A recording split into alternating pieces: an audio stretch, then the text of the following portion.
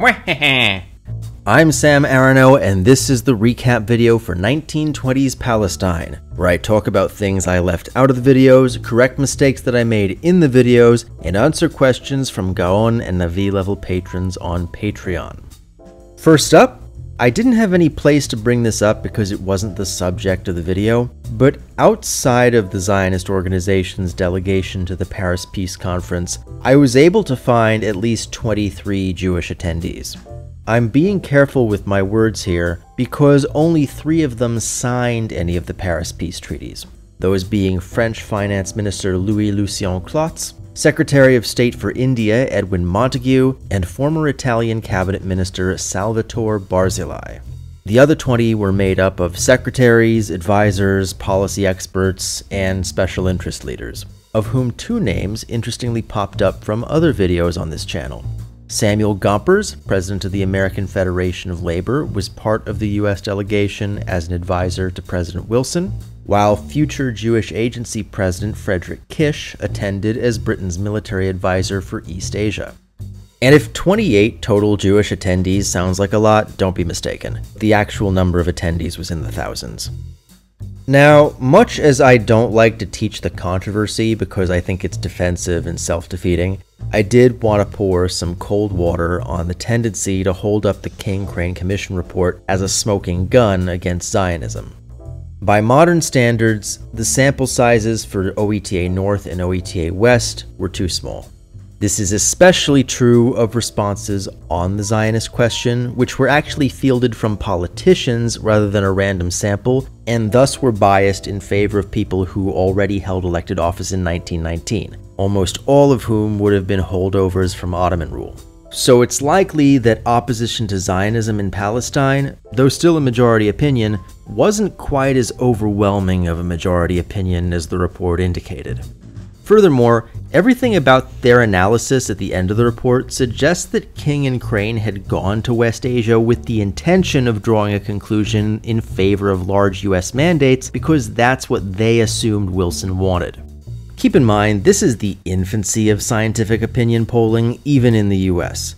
Gallup wouldn't start tracking presidential approval ratings until the 1930s, and even in 1948, statistical weighting hadn't been perfected, as seen when they predicted that President Harry Truman would be handily defeated for re-election, but instead he handily won because pollsters hadn't accounted for the rural poor, who overwhelmingly favored Truman but didn't own phones.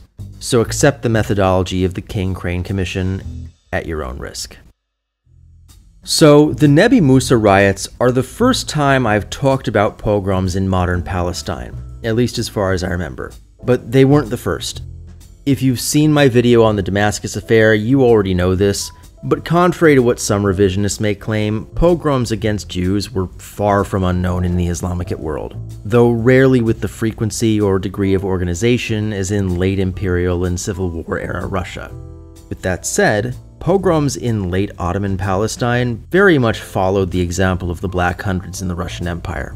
In my video on the Jewish Legion, I mentioned that Ben-Gurion had published a collection of profiles of Hashomer paramilitaries who'd been killed in such pogroms, the largest of which took place near Haifa in 1912.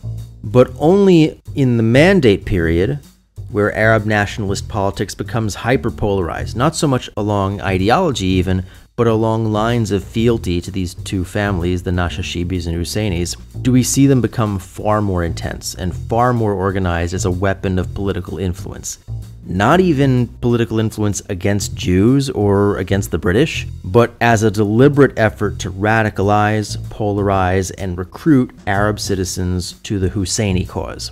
And I'm careful to say that the Husseini-Nashashibi power struggle isn't tied to ideology, because when we get to the 1930s, the Husseini clan will actually produce someone who I would describe as the Arab Jabotinsky, and who I think could have been worked with in the long term if the opportunity had been available, probably in a world where World War II never happened, which was obviously a big theme of this run of videos. Everyone is making plans for 50 years, but it's not the 50 years that we got.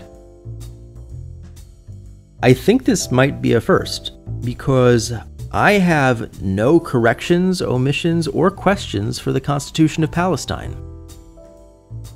Gaon-level patron Vadim Dominov asks, could you elaborate on the rationale behind Jabotinsky and the revisionist Zionist claims to Transjordan?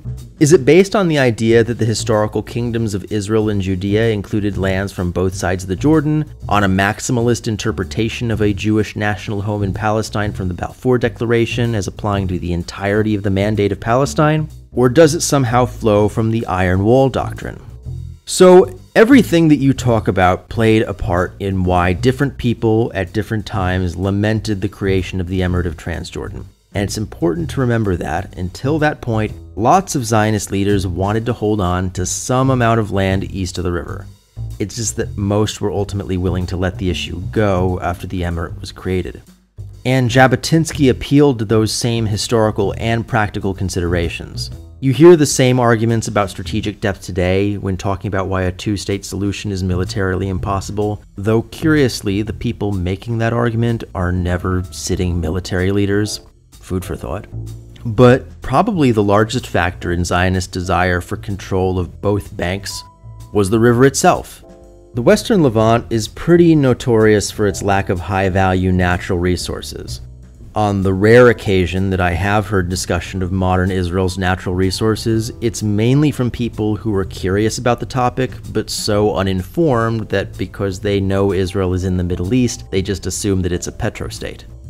Controlling the Jordan was all about controlling the water supply, because without control of the river, a hostile neighbor could easily divert the water supply, which almost happened in the 1960s. So that was the main practical argument. But at the same time, there was no permanent Jewish population in the Transjordan.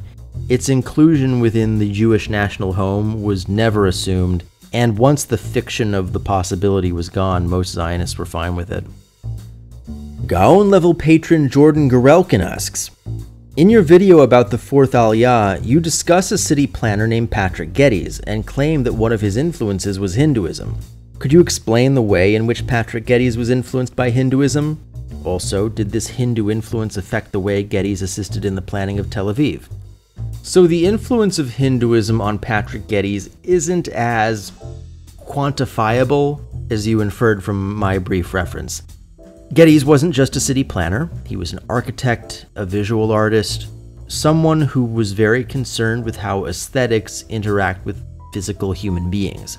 And like a lot of artists of his generation, he saw traditional Indian design, as well as Japanese design, as a viable alternative to the sort of early modern to Victorian model that was so overwhelmingly neoclassical. Not just in terms of architecture, but in terms of the principles of defining physical spaces.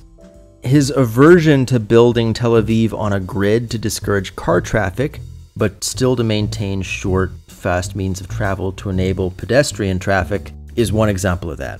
But it wasn't this obvious line from A to B in terms of inspiration from Hindu or Buddhist principles of large-scale design. And weirdly enough, I had no corrections, questions, or major omissions for the Palestine riots, so that's it for today. After this, I'm going to cover the 1920s in the Jewish diaspora, since a whole lot has been going on outside of Palestine. But first, I'm excited to announce a new special focusing on the Jewish history of one particular country. Which country exactly, you'll just have to wait and find out, because it's going to be controversial.